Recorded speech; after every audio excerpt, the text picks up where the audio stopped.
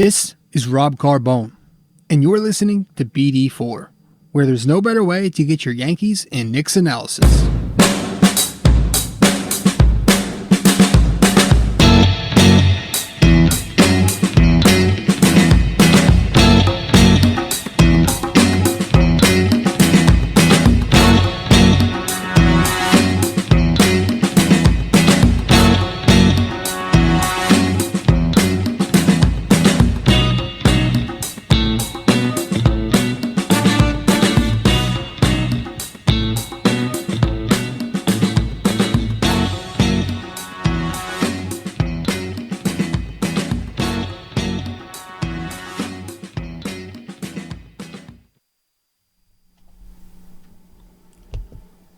What is going on, guys? This is Rob Carbone coming at you with episode 85 of BD4, where there is no better way to get your Yankees and Knicks analysis than by tuning into this podcast right here, right now.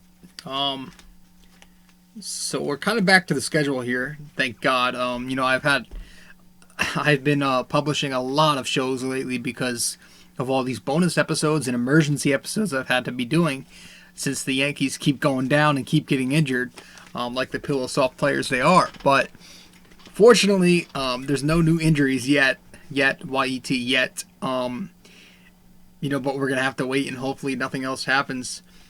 But fortunately, I get to take a rest and we're just back to the schedule of the, every 2 games for the Knicks as for now. And obviously once the regular season starts, we're gonna be updating, doing Yankee shows after every series and recapping that, and that's how that's going to work. But for now, we get to, hopefully finish out the NBA season by just doing our normal, traditional 2-game recaps every 2 games, and hopefully nothing else. And we won't have to do any emergency episodes with injury or nothing like that. So, yeah, we're going to talk about the Knicks, and actually they've been on a 2-game win streak.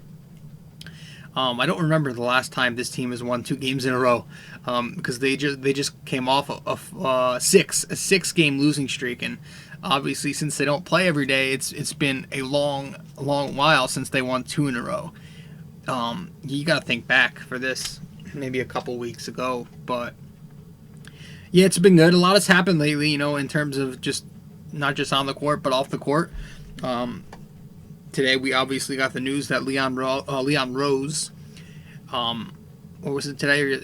Yesterday we got the news that Leon Rose was officially announced president of the New York Knicks organization. So that was cool, and he was. There was no press conference. I like that. I think he's a man of business. He's a very private guy. He's just gonna get right to work. I did like how there was no presser. That was cool. But he actually showed up to the game. He showed up to last night's game, and he was at Madison Square Garden. Right next to Scott Perry, and they were watching the game together. And listen, I hope, I don't know much about this guy. I know he's an agent, so I know there's, people are a little not concerned, but they have their questions about an agent running a team. But at the same time, I'm gonna give him the benefit of the doubt for now and just see how he goes. I've got to give him a chance, and you should give him a chance too. I think he has a I think he has a chance to do something here. I like what I don't know. I hope I like what I see, but obviously we haven't seen him do much yet. But I like what I hear from him, I guess. I know he's a serious, like I said, private, down-to-business guy.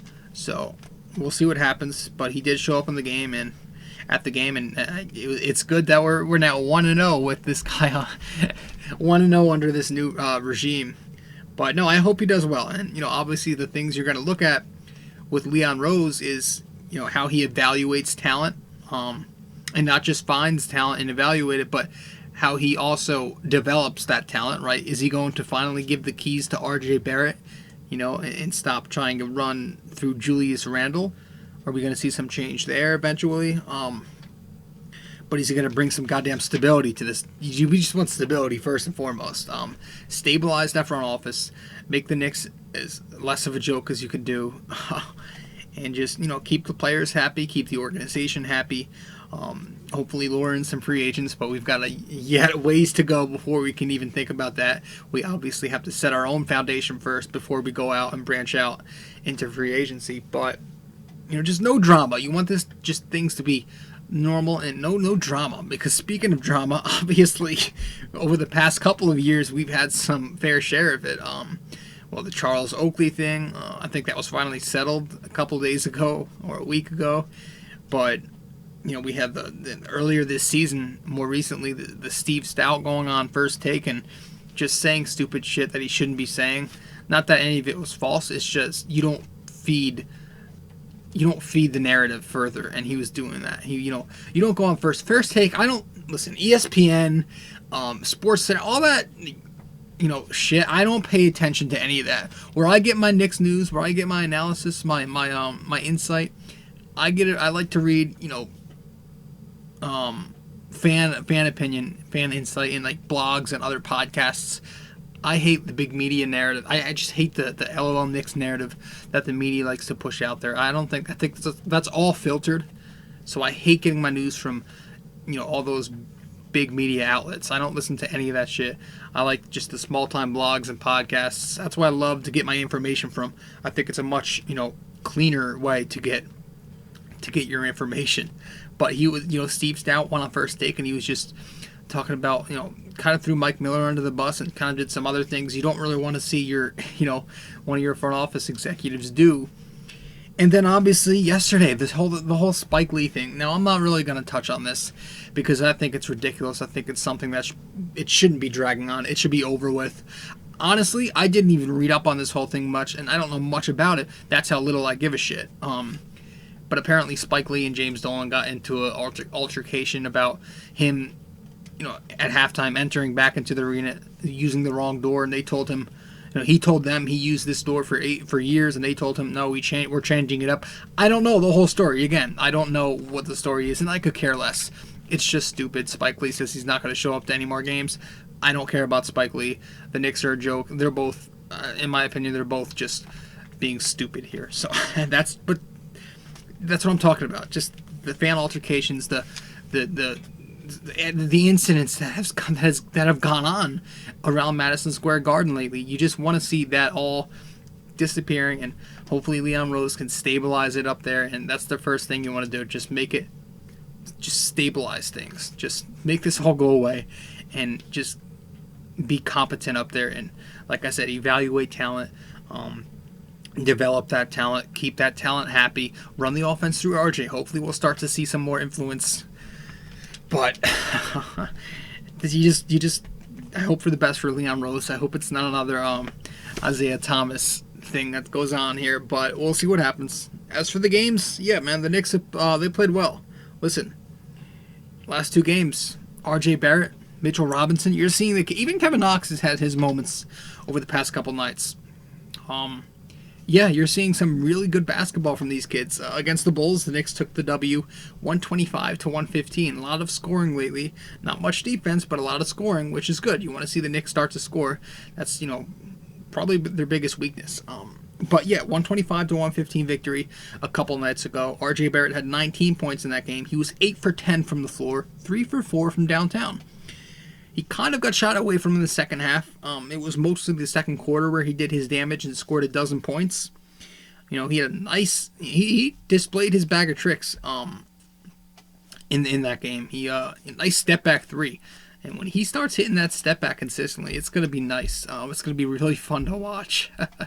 But, yeah, I mean, I couldn't complain about that game. Mitchell Robinson had a career-high 23 points, 11 of 16 shooting, 10 rebounds, 2 blocks. I lost my voice, guys. I'm sorry. Taj Gibson started out the game scoring the Knicks' first 7 points, then assisting on the next 2 baskets, and the second of those assists was to RJ Barrett, and that's kind of how he started to get going. When you feed this guy early, that's when he gets going. We've seen this, right? I think in 4 out of the 5 games coming out of the All-Star break, he scored at least 5 points in the first quarter. So when he gets fed early, that's kind of how he gets going. He's a volume microwave shooter like that, where he needs his attempts and he needs to get fed when he's hot. So he was working well early. They kind of shot away from him down the stretch, but the Knicks were able to pull it out. Big fourth quarter from Kevin Knox, who scored 7 of his 12 points against the Chicago Bulls in that fourth quarter. We even saw Kevin Knox make a cut, an off-ball cut in that game, which was shocking because anybody who watches the New York Knicks, anybody who watches Kevin Knox play basketball, this guy doesn't move. He's underwater out there, and he never moves. He's a statue sometimes. It was surprising to see him make a cut towards the rim on a give and go with Portis. But yeah, the Knicks played well that game. It was a 125-115 victory, and again, RJ 19 points, Mitchell Robinson 23 career high, 11 out of 16. Great game. Speaking of career highs, last night against the Rockets, this time RJ Barrett went for his career high. I think he tied his career high. 27 points last night. It was a 125-123 victory. RJ had 27 points, 10 of 18 shooting, and also had 5 assists, 5 rebounds, and one of the underrated parts of his game, he continued to play above average defense. He's been a very solid defender since he's came into the league. We're going to talk about that a little bit later, but big game for RJ. He was spread throughout until the fourth quarter. Mike Miller has got to stop, excluding him for big stretches. In the fourth quarter, this guy didn't come back in until what? Under 5 minutes, 4 minutes remaining. Now, granted, he did hit the big shot. He hit the game winner with about 7 or 8 seconds left to put the Knicks up 4 points, and that was about it. But, it would have been nice if he was at least... he only played 30 minutes in that game, so you play him a little more in that fourth quarter, that's fine. You had the leeway to do so, but it was a good game. You don't want to take that as the only thing from this. RJ Barrett scored 27 points, man. It's so good to see him play well. And Frankie Ntilikina was also big in this game. 11 points. He took 10 shots. That's the thing I loved most. Even more than the 11 points. I love that he was aggressive enough and he wasn't afraid to take 10 shots. That's something we don't see often from Frank. He was 5 out of 10, so he hit the shots he was taking. He hit a couple of jumpers, or 1 or 2 jumpers in the fourth quarter. He drew a charge. He had some big plays in that fourth. And then obviously, to cap off the game, following RJ's game winner, Westbrook tried to get a shot off, but Frankie Ntilikina was defending him terrifically, and that ended up ultimately being the final play of the game. Ntilikina tightly defending Westbrook, and the shot going off the rim, and the Knicks taking the victory. So that was a big play by Frank, who had a big fourth quarter. And just overall, the Knicks played well. Even Mitchell Robinson, once again, he only got 23 minutes. It's frustrating, but he continues to stay hot. The big thing why he's succeeding lately is because he's staying out of the foul trouble. And 1 foul, once again, for Mitch last night, and he scored 13 points, rebounded 11, another double-double. I don't think he had a block in that game, but still, his impact was still huge tremendously on the defensive side of the floor, as well as it was offensively. And I'll even give credit to Wayne Ellington. A big game for him. I think 4 of his 5 3-pointers he hit came in, was it the first half? Or it came in a single quarter. I don't know if it was the second or third. I'm trying to think back now, but he had a big game. Even Bobby Portis, the two of them combined for 30. They had 15 apiece, and they shot the ball efficiently from downtown. So that was good, but still, it was just big to see RJ continue his dominance. And defensively, the Knicks played well as a unit. They held Westbrook under his average. He only scored 24, and they held Harden to his average as well. He was 35. So I know that sounds silly, but these two guys can score with the best of them, the best of them. And when you can contain them like that and just keep them at their norm, you'll take it. And that's what the Knicks did. And they didn't shoot the ball. Well, Harden was like 8 of 22 and 3 of 16 or something like that from downtown. So it was good to see him out of rhythm. It was in that third quarter where the Rockets were 0 of 7 or 0 of 6 from deep until Harden hit that 30-foot step back to kind of give the Rockets some momentum. But the Knicks ended up pulling away. They took advantage of the Rockets' small ball lineup and out-rebounded them 65-34. 65-34. Everybody in that lineup but 3 Knicks had at least 5 rebounds. So all but 3 Knicks had at least 5 rebounds in that game. Took advantage with the size. Yes, the Rockets did hit 23-pointers, but the Knicks dominated the paint, crashed the glass, and they were able to hit their shots and execute down the stretch. So it was a good game, but like I said, biggest things we're taking from this, man, is just RJ Barrett continuing to dominate. He's finally getting the ball more. We're seeing more point RJ. He's running that point and running the floor more. he's getting involved early. Like I said, just feed the guy early and keep feeding him throughout. And when they do these things, right, when they keep feeding him the ball, when they get him going early, when they let him create with the ball in his hands instead of using him as a floor spacer, that's when you're going to get the best RJ. The best version of him is going to be that version. He'll start being more efficient if you use him the way you're supposed to use him. That's when you get efficient, productive RJ Barrett. So that was good. That was definitely good. But yeah, no, it was good to see him just included. He's being included ever since he kind of returned from the ankle injury. Took a few games for him to adjust and get back into his rhythm, but he's been very strong. He's scoring 20 points a lot, at least 15, and to be honest, he's got his season numbers as a whole have gone up. He's just under 15 points a night. He's exactly 5 rebounds, but more importantly, he's getting that efficiency up. He's up to 40% from the floor. He's 32% from 3 and 60% from the line, which is still remaining an issue. But listen, if he can try to climb them up a little more, maybe finish 43, 33, as close as you can get to 70, I'll take that. Hell yeah. But it's good to see that rise. And like I said, the efficiency will start to rise when they use him the proper way. And you like that they're doing that lately. And you hope that under Leon Rose, the Knicks kind of force that and they stop running through Randall and they take a bit of a step back and let the kids play basketball and not the veterans. So it's just good. It's good to play the kids, but it's good to win with the kids. It's good to finally see them pick up some victories, by them, not just relying on the veterans to do so. So yeah, not a bad couple of nights. I think the Knicks obviously have a lot of work to do in order to salvage this pathetic season. You really can't salvage this season any further, but what you would like to see going forward is to just keep doing what we've been lately, which is letting as many kids as you can take control of the games. And we still need to somehow include Dotson and Trier. And I know I get that Ellington was hot, I get that Portis has been hot, but come on, man, come on. Listen, we're not going anywhere. These 2 wins were fun, right? It was nice to beat the long time hated Bulls. It was nice to upset the Rockets, but come on. Dotson and Trier should be playing out there. Ellington's how old is he? 50 years old. Bobby Portis, was he on a 1-year deal? Come on. I still want to see those guys out there more. I still want to see them start. We still have to start Robinson, right? It feels like he's still in a lose-lose situation where if Robinson does play well, the narrative becomes he fits that role, and if he doesn't play well, it's obviously he's not ready. It's a lose-lose with him.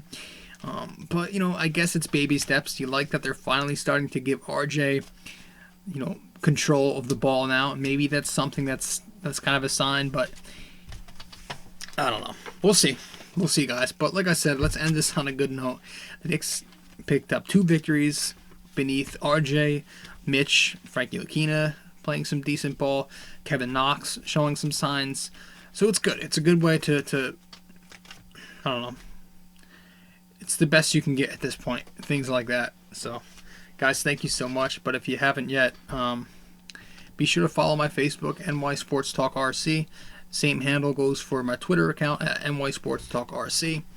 Follow my Instagram account at RJ Carbone. And if you haven't yet, subscribe to BD4 on iTunes, on Google, on Spotify, SoundCloud, and many other platforms as well. To get to those platforms, just go to nysportstalkrc.wordpress.com. Once again, nysportstalkrc.wordpress.com. That will take you to my website. It's my opinion, and it'll give you all the platforms that you need to reach me at, and it'll show my social media sites, and there you can also read my articles. So, guys, thank you so much for stopping by.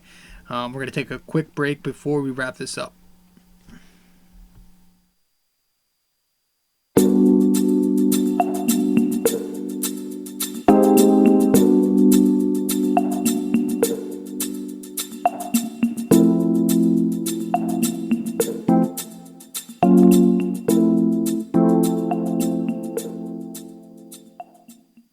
Hey guys, Rob Carbone here.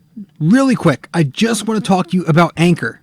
Anchor is a free podcast hosting site. And I say that again, it's a free podcast hosting site that will distribute your podcast for you to other platforms such as Spotify, Apple, Overcast, and all those websites. But here's the best part. Not only is it free, not only do they share it for you, but they will pay you for recording a podcast. They will pay you. And you can do it from your computer, from your phone. All you have to do is go to the Anchor app and download that, or go to their website, which is anchor.fm, to begin. It's everything you need. It is so convenient for podcasters like myself. So please, guys, go download the Anchor app or go to their website, anchor.fm, to begin. See you there.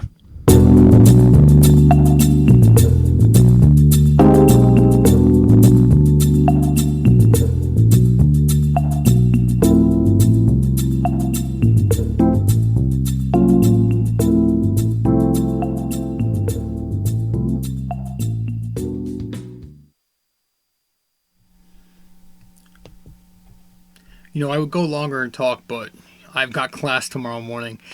Gotta get sleep. Still have to finish some homework. And I'm kind of tired. I am tired. Like I said, all these shows that I've been putting out lately, with these emergency episodes we've had to be doing with the Yankees and their injuries, it's taken a toll on me mentally, and it's taken a toll on me physically.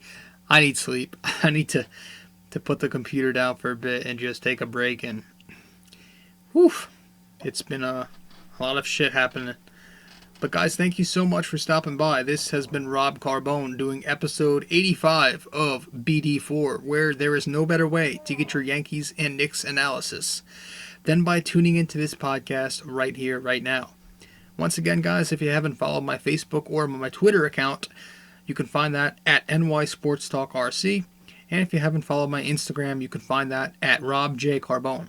And if you haven't subscribed to BD4, where there's no better way to get your Yankees and Knicks analysis, be sure to subscribe to it on iTunes, Google, Spotify, SoundCloud, Anchor, YouTube, Radio Public, Overcast, Castro, Breaker, and many more platforms as well. Just go to my website, It's My Opinion, which is located at nysportstalkrc.wordpress.com. Guys, thanks so much. Rob Carbone doing episode 85 of BD4. Knicks win a few behind RJ and Mitch. And I'll see you next time. Ciao.